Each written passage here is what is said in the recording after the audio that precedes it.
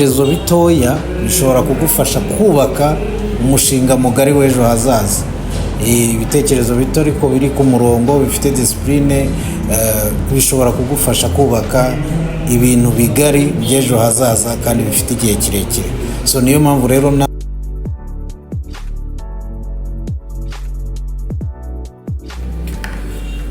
bakunzi bacu nongeye kubasuhuza mbifuriza gutangira weekend neza. Ngira ngo rero ubushize nkuko twahoze turi kuganira ku kijyanye na business ntoya ushobora kuba watangiza ibihumbi biri munsi y'ijana. Hari benshi rero bahise banyura mu gikari barambaza, ndanabashimira cyane abakoze like bakora na comment, ndabashimira cyane kubw'umusanzu wanyu ndetse no kureba video yose.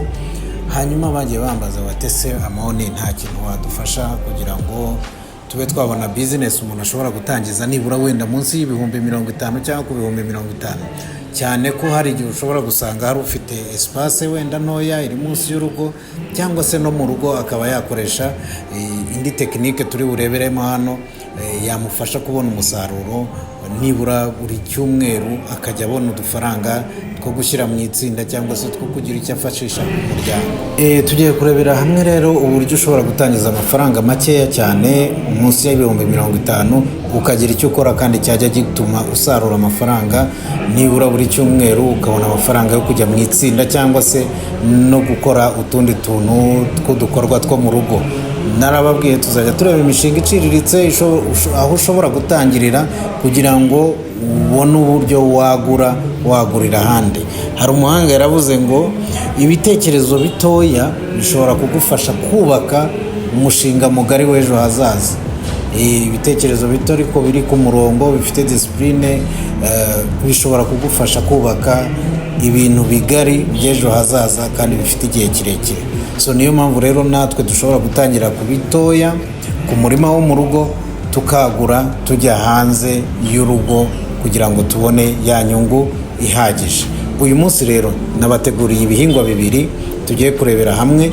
Kimwe ni igihingwa gishobora kugusaba igishoro gitoya, ariko ikindi ni igihingwa kidashobora kugusaba n'ifaranga n'iri na rimwe, kandi muraza kubibona yuko ni igihingwa tujya dukunda gupfusha ubusa tutabizi mu rugo iwacu. Igihingwa cya mbere rero ni igihingwa bita kokombure.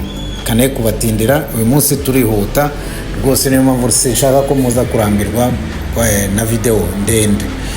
Kokombure rero ni igihingwa cyiza gute? Ni igihingwa cyerera igihe gitoya, nibura hagati y'iminsi 40 n'iminsi 60, ubwo n'amezi 2 cyangwa 1 n'igice uba watangiye gusarura igihe wayitayeho neza. Ikindi cya kabiri, igishoro ni gito cyane. Ikindi cya gatatu, kokombure yera kenshi, nibura ishobora kwera inshuro nyinshi hagati y'ibyumweru 6, urumva n'ibyumweru 8, n'amezi hagati y'ukwezi n'igice n'amezi 2 uri kuyisarura. Ikindi cya kane, ni igihingwa ushobora guhinga mu rugo wifashishije umufuka cyangwa se ibindi bikoresho tuba twagiye duta byashaje, ibijerekani, ibidobo byamenetse, biriya bikoresho bindi bisanzwe dusanzwe duhingamo imboga mu rugo wagikoresha mu rugo. Icyanyuma cya gatanu nuko isoko rirahari, ngira ngo ahantu hose musanzwe muzibona. Akenshi usanga ikiro cya kokombure iyo cyaguze amafaranga make kigura amafaranga 500, kandi kokombure ikiro kimwe gishobora kujyaho kokombure zitarenze 3 cyangwa 4. Ngira ngo abenshi basanzwe bahaha ngira ngo murabizi. Ikindi kirenzeho nuko ku isoko nuko amaresitora arazikoresha mu masalade, amahoteli arazikoresha ahantu henshi, mu tubari ndetse no mu isoko risanzwe kokombure ziragurwa. Mwumva ko rero isoko rirahari, bije ni ntoya, ibitangira igishoro ni gitoya, igihe cyo kwera ni gitoya. Niyo mpamvu uyu munsi nabahitiyemo iki gihingwa. Reka rero tukigimuzi turebe ngo uzakenera iki. Ikintu cya mbere uzakenera imbuto, umurama wa hybride mwiza rwose, agafungo kayo igura makeya ntabwo ihenda, nibura ushobora kugura ku butaka buringaniye butoya, umurama wa 5 rwose ushobora kugukorera, kuko igikombe kigura 3,500 kandi kiriya gitera ku buso bunini, niyo watangira kuri kiriya. Ikindi uzakenera ifumbire mvaruganda. NPK yo guterana ntabwo ari ihenze, ibiro 3 bitera ahantu hanini, kuko mu mwobo umwe ushyiramo agafuniko, kano gafuniko ka fanta. Urumva ko rero ibiro 3 biteye ahantu hanini bitewe n'umurimo wawe ukungana. NPK rero ibiro 3, ikiro tukibarira 1000, ubwo nayo ni ibihumbi 3. Ikindi uzakenera ni iki? Ubundi se ni iki? Kereka wenda mu gihe wazihinze ari mu izuba, wenda nibwo ushobora gushyiraho umuntu uzajya uzivomera, kandi urumva mu gihe cy'ukwezi ushobora kumuhemba nk'ibihumbi 20 akajya azivomera umunsi ku munsi.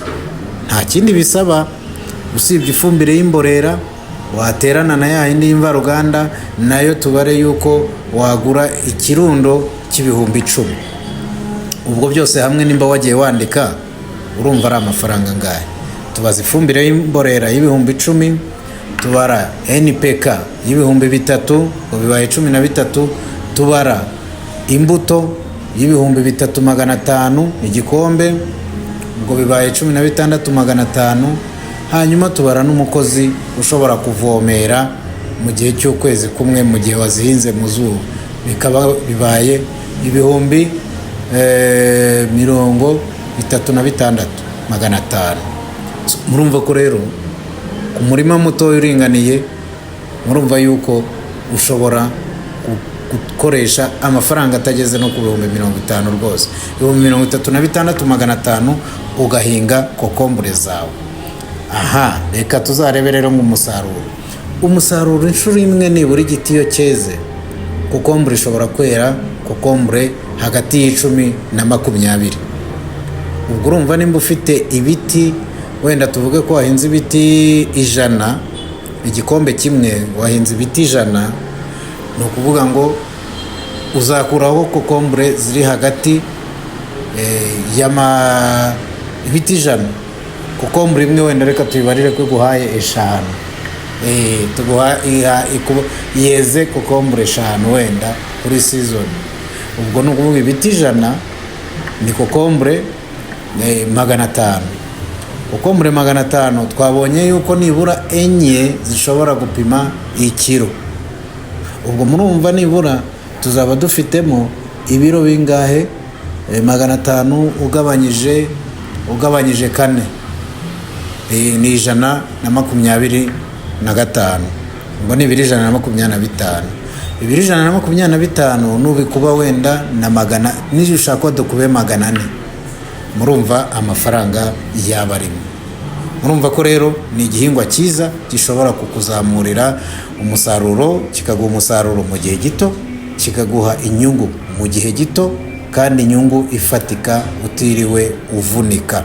Abantu rero benshi barayirengagiza, babibona nk'ibinyabazungu, ariko nyamara ni imbuto zikunzwe, ni imbuto zitanga umusaruro, ni imbuto zishobora kuguha amafaranga afatika mu gihe wabyitayeho, ukabihinga neza, ukabiba hafi. Niyo mpamvu rero mba ndi kubaha udutips ku bintu ushobora gutangiza amafaranga makeya.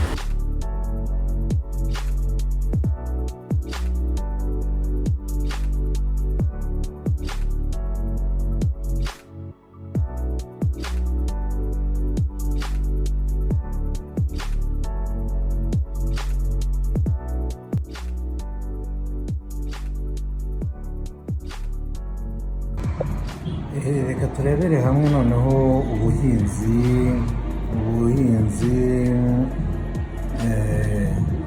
bwa puwavuro, kuko iri mu byo nabateguriye uyu munsi.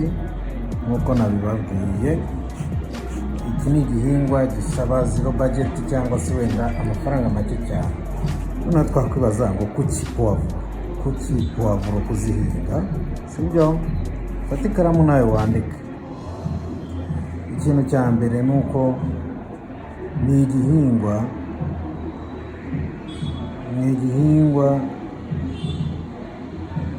cyunguka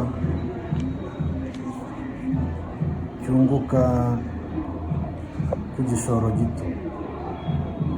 gito rwose. uyu munsi nemeje kukwandikisha intoki rwose, mwihangane,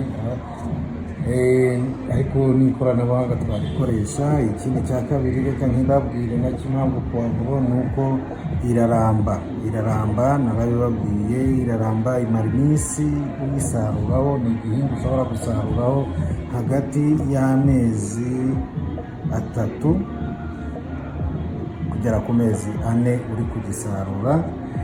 ikindi cya gatatu ni uko ihingwa ahantu hato, ndaza kubereka izo nahinze mu rugo. hanyuma icya nyuma ni uko ifite isoko ahantu hose wagurisha puwavuro rwose ntugire ikibazo. puwavuro rero ni nziza kuko ahantu hose hari isoko, murabizi turazigura ahantu hose. ikindi cya nyuma nakubwira ni uko ishobora kuba ari kukubera zero investment, kubera yuko akenshi mu rugo turazigura ariko ugasanga turi kuzipfusha ubusa, ugasanga imbuto turimo turazijugunya, kandi nyamara za mbuto iyo uzifashe ukazikuramo ushobora kuzanika igihe cy'iminsi 3 cyangwa 5. hagati aho ngaho warangiza ukazihombeka neza, nyuma y'ibyumweru 2, hagati y'ibyumweru 2 na 3 ziba zatangiye kuguha izindi mbuto. izo mbuto ukaba wazifata ukazitera muri jaride mu rugo iwawe mu buryo bworoshye, ukajya wibonera puwavuro rwose utongeye kujya kuzigura. niyo mpamvu rero nabazaniye iki gihingwa, kubera yuko wacyitayeho neza ushobora kujya ubonamo amafaranga nta gishoro wakoresheje, ahubwo wakoresheje ibyo twita ibisigazwa byo mu rugo iwacu mu gikoni. nkwibutsa yuko ifumbire ushobora no kuyikorera mu rugo, yaba ari rya buryo dukura mu mbabura, byaba ari bya bisigazwa tuba twakuye ku birayi, ibitoki, iyo ucukuye akanogo ukabitabamo, icyo gihe rwose na bya biryo biba byasigaye ku meza, ku badafite imbwa batabishyira cyangwa se badafite n'amatungo abikenera, biriya bikubyarira ifumbire y'igihe gitoya kandi ukakubyarira umusaruro mu buhinzi bwawe bwo mu rugo, bwaba ari ubw'imboga zigiye zitandukanye. wakwibaza rero ngo ese puwavuro aha ni icyambere twari twibajije, zera ryari? zera ni igihe gitoya rwose, ni hagati y'iminsi 60 na 75. ubwo ni ukuvuga amezi 2, ubundi ni amezi 2 n'igice, nibwo zitangira gutanga umusaruro. nyuma y'amezi 2 n'igice nabibabwiye ushobora kuzisarura hagati y'amezi 3 n'amezi 4 zera, wongera usarura.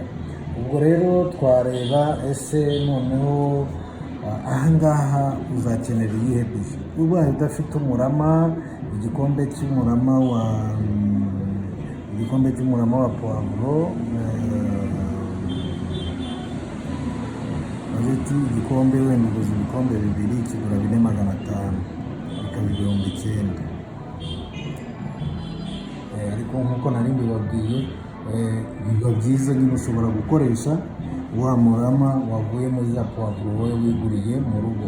izi puwavuro ushobora kuzihinga mu bidobo byashaje, mu bijerekani byashaje, mu mifuka, ahantu hose hari pariseri mu rugo ushobora kuzihahinga. ikindi kandi nanone ushobora rwose kuzihingana na kokombure nk'uko twari tubibonye, ukaba wabihingana ntacyo biba bitwaye rwose. wabihinga mu rugo cyangwa se wabihinga munsi y'urugo ahantu hari agaparisere kisanzuye. aha rero nta kindi uzakenera kuri bije, ni umurama, imbuto ngiyi hano turayibonye 9,000. ikindi ifumbire mvaruganda NPK rwose ibiro 3 birahagije, y'ibihumbi 3. hanyuma tugakenera n'imborera y'ibihumbi 10 ibihagije rwose. hanyuma tukazakenera n'umukozi n'ubundi reka wenda umukozi tumubarire 20,000. Impamvu ndi kumubara ni uko hari abatabishobora kubikora, bikaba ngombwa gushyiraho umukozi ariko ubashije kubyikorera urabona ko warekipera amafaranga menshi. Ubu hano tubonye 39,000, 49, kongera 20,000 bikaba 69,000, ukaba watangira umushinga wawe rwose ukavuga uti ngiye kunguka. Noneho reka turebe indi ngingo ya 5, ese inyungu izaba iyihe, izaboneka ite? Inyungu ni ukuvuga ngo igiti kimwe cya puwavuro gishobora gutanga puwavuro hagati y'8 na 12. Nk'uko musanzwe mubizi abajya guhaha ikiro cyangwa se puwavuro imwe ubundi bajya bayigurisha imwe puwavuro, reka tuyibarire wenda tuyibarire igiceri cy'ijana kuko ikiro hari aho kigura 400 cyangwa 500, kandi noneho ikiro kijyaho nka puwavuro nk'eshatu. Reka tuyibarire ijana ntacyo bitwaye. Ubu ni ukuvuga ngo igiti kimwe reka tujye tubara kuri minimum kizaguha amafaranga 800 cyeze inshuro ya mbere. Hanyuma reka tubare yuko ufite ibiti reka tubare 50 nk'uko n'ubundi twakomeje kubara ku biti 50, sibyo?